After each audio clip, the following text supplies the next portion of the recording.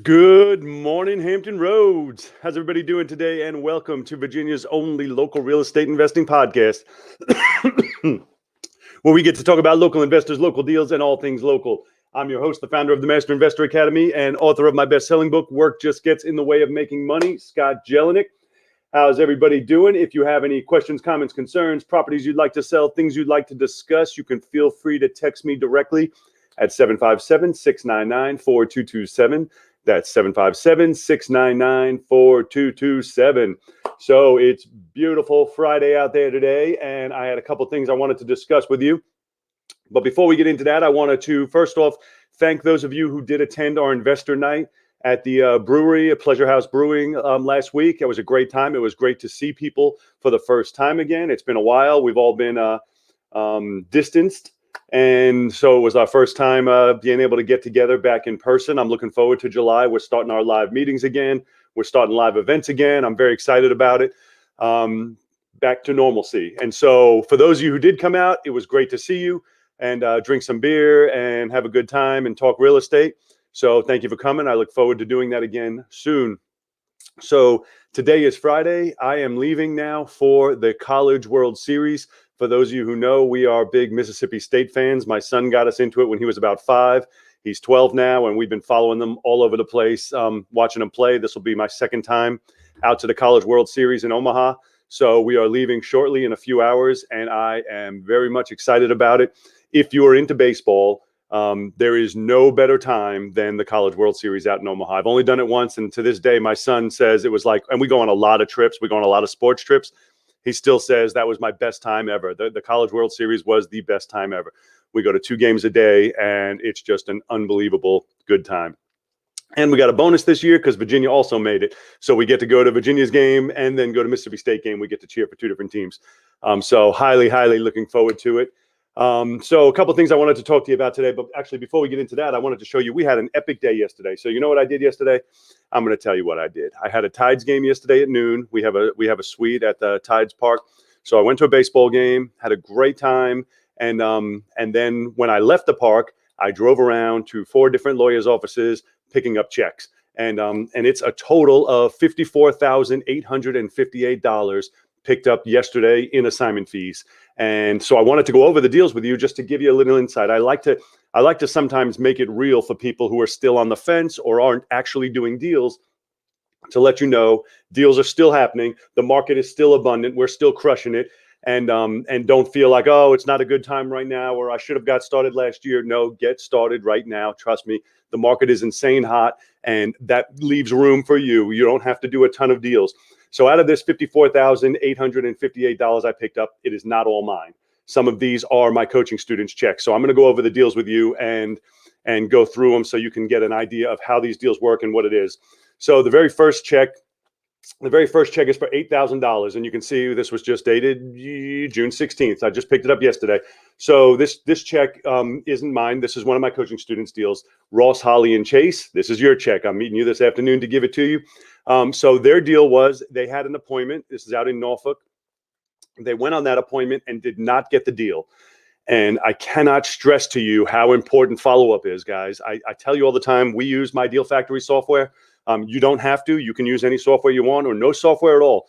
The old saying is the best follow-up system is the one you use. So if that means you use a Marble notebook and follow up based on that, then that's fine. As long as you do follow-up. Follow-up is critical. Well, anyway, they did not get the deal after the appointment, but they kept him on follow-up. And I don't know if it was a month or 2 later, the lady finally called back and said, if you can come to X price, and I think it was $125. I think the original offer was maybe $115. They said, if you can come to this price, then I'm ready to do a deal. So I went back out there with them. We took another look at it. Preliminary, text a few of my buyers. We paid more than we normally would like to pay, but still able to squeak out an $8,000 assignment fee on it. So happy days. Hey, a check's a check. You'll see I have one in here. It's even smaller, one of my own. But, a check's a check. So congratulations, Ross, Chase, and Holly, getting this check. And I'm going to meet this afternoon so I can get it to you. So this next one is $7,794. And again, this one is dated June 17th. Again, another one I just picked up yesterday. This is another wholesale deal. This is a house that's right in Chesapeake. Never even seen the house, guy I'm working with, he had a friend of his who was going through a divorce, asked him for help on it. He contracted it, called me. We ended up getting it sold for him, and bada bing, bada boom, assignment fee, deal closed. Everybody wins in the situation. Everybody got exactly what they wanted. So here's a little, there's another one, a little one, $7,000. And this one is one of mine. This one, again, you can see is dated June 16th, 2021. This one's mine. This was a property out in Portsmouth. I contracted, not one of my bigger deals. But again, we're not going to turn down a deal. If we're able to make a deal, we'll make a deal, even if it's a small check. And I still have one even smaller here. So this next one is another one of mine. This one is $14,039. And again, this one's dated June 17th, 2021. So this is a house out in Chesapeake that I contracted, and this was a motivated seller. The house was in great disrepair, vacant, nobody's living in it, filled with stuff still, and all they wanted was out. And they had a mortgage on it. And so it was really hard to get to the number that they needed where they can still get that mortgage paid off. We had to put it out to a few buyers. Sometimes I sell to my first buyer I see. This time I had to put it out to several because I had to push the limits in order to get them paid off with the mortgage they had and still squeak out an assignment fee. We managed to get that done, closed, and picked up a check for $14,039 on it. All right, this next one is not my check. So this next one is $16,025. And this one, great deal too. Another one through follow-up. This is Ronnie and Dewana's check. And I can't wait. I'm not going to see you guys till next week because you're out of town now, and now I'm going to the World Series. But we're going to get together next week to get you this check and have some margaritas. But I love your story as well, because this was a follow-up deal. I remember you started working with these people probably 3 months ago, and we were close to getting a contract that we're texting you every day. Did they sign? Did they sign? And they did not. And then time went on, and you stayed on the follow-up, and eventually they called back, and you were able to get the deal done. And so congratulations. I'm so proud of you guys for sticking with it and getting to the check. $16,025 is nothing to sneeze at. So congratulations on that. And then this very last one is, in fact, another one of mine, and don't laugh at it, but it is a check for $2,000. And again, dated June 16th, 2021. So why is that check so small? And I'll tell you, I made a couple mistakes on it. And by mistakes, I mean I paid a little more than I should have paid. And then there was liens that came up against it. And so the seller at the end was like, well, I don't have any money, so I'm just going to have to walk away and let it get foreclosed on. And I had a buyer. I was originally making almost 15 grand on it. I had a buyer, but then I was like, well, rather than it just go away and make nothing, I basically conceded my assignment fee to pay off their debts. And I ended up with a check for $2,000. $2,000 is better than no dollars. I'm always telling people, hey, I would, if you were walking down the street and you saw $2,000, would you bend over and pick it up? You would. So, hey, sometimes we make $2,000. We're not going to reject it. I see my cat's joining us today for the podcast. Say hello, Julian. Not your backside. All right. So what I wanted to talk to you about today is the highest and best game and why I don't play. And I'm going to tell you a situation that just happened. And keep in mind when I'm telling you the situation, I do not mean any disrespect to this investor. Now my cat's on the keyboard. I'm hoping he doesn't stop it from recording. So anyway, I don't mean any disrespect to this investor. That's his business, and you can do business however you want to do business. But I'm going to tell you the situation and what happened. So I'm on Facebook and I see an ad for a house, and I'm looking at it, and I can make a decision like that. So I'm looking at the pictures. He has interior pictures, exterior pictures. And he was asking, I believe he was asking $35,000. He might have been asking $30,000. Let's say he was asking 30, because I really don't remember. So I looked at it, and so the first thing I text him, Facebook Messenger, is this still available? Yes. He sends me the link with the interior pictures. I say, okay, I'll take it. That's it. 100%, it's available. I said yes. Okay, I'll take it. He asks me some questions along the lines of, would you mind closing with my attorney because we already have work done? I respond, yes, no problem. Would you mind paying the seller's closing costs because that's the way it's written in the contract? I respond, okay, no problem. So I'm saying yes to everything. I didn't reject anything. This goes on for a few times. I'm telling him who to make out the contract to, and yada, yada. I was buying this house completely sight unseen, just from Facebook pictures and the ad. Well, anyway, before we get done, this is about 30 minutes later, he texts me and says, Facebook messages and says, I have another guy who says he wants it pay cash as well, so I need your highest and best. Well, I respond with, My highest and best is what you're asking. And he's like, so you'll only pay $30,000? And I said, yes, I will pay what you asked. I'm not paying more than your asking price. So anyway, so then he's like, okay, because the other guy says he'll go higher. And then I responded to him. I said, well, I'm also a coach in the area, and there's a very good chance that the person you're negotiating with is one of my coaching students. And I'm not about to sit here and run it up so that we both end up losing. I said, odds are it's either Alex or Joey you're talking to. And he responded, yes, it was Alex. And I said, all right, well, that's why I'm out. And so that would be the end of the story if I didn't know the person who bought it. So then I go out and I'm having drinks with Alex, who bought it. And I said, can I see your Facebook? I want to see your Facebook Messenger and mine to compare the times on them. Well, my first contact and my yes, I will take it was 23 minutes before his first contact.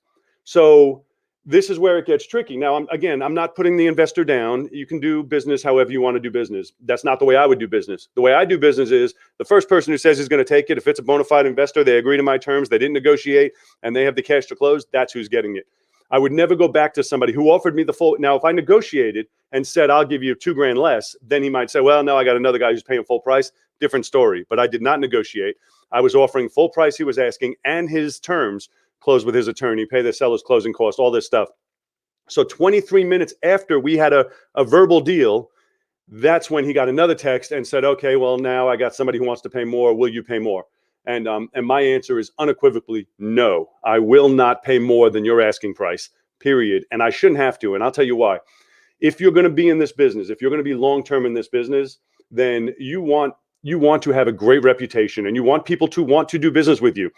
And I can't stress this enough. I like the guy, and no disrespect to him, but if he sent another deal, I'm not going to respond to it.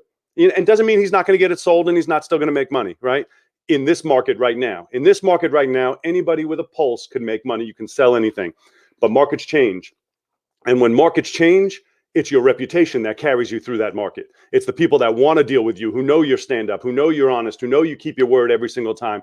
That's what's going to carry you through when the market shifts. And you're not going to get that by having people that you're doing business with mid deal and tell them, oh, somebody else wants to pay more. Sorry, do you want to give me a blind offer higher than what I was even asking? Now, I get it. On the MLS, they do that all the time if they have multiple offers, but they're selling to the broad market. So it's a different scenario when you're wholesaling and when you're listing something on the MLS. On the MLS, I see nothing wrong when they do that. They get 10 offers and they're like, listen, I got 10 offers. Whoever wants to put in the highest offer gets it. That's what's in their best interest. They're selling one house. When you're a wholesaler, you're in the business of selling houses, which means every day, every week, you're going to have new houses you're going to come across, and you're going to sell to a handful of buyers. And I think because of these Facebook groups and all this social media stuff, it's gotten so easy for people to find buyers that they forget that the buyer is essential to the transaction, especially if you're a wholesaler. You're not buying it. The buyer is essential. So you want to treat them like gold. And now, right now, the market's on fire and everybody feels like you can sell anything, and you can, but the market's going to shift. And when it does, you're going to wish and hope that you have a good handful of buyers who know, like, and trust you and want to do business with you. And the way that happens is through keeping your word, being, always being honest with everybody, and making sure you do what it is you say you're going to do. And so I wanted to explain that to you as to why I will never play that highest and best game. If somebody asks for $100,000 and I say, yes, I'll take it for $100,000, I expect it's over at that point. Not, oh, I got another offer, I want to see how high you'll go. I will never play that game. My offer ends at where the person asked for at most. Typically we negotiate and try and get lower, but if I see a deal at what they're asking, I can offer the full price, but there is no chance I'm ever paying more than what someone's asking. Not as an investor. You might do it as a homeowner. You find a house you're in love with, but as an investor, you're not going to do that.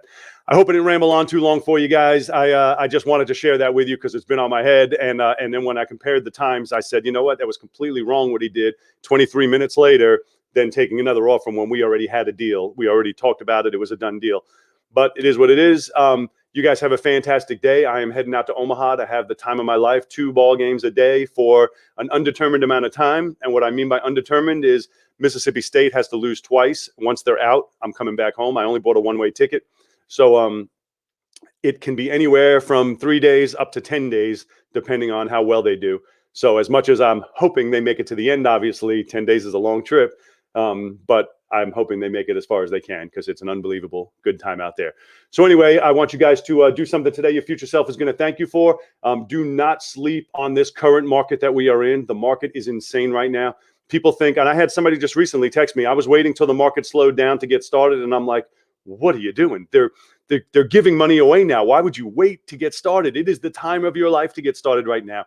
When markets are like this, mistakes get forgiven, basically, because the market's going up. So you can actually make a mistake, pay too much, and still profit.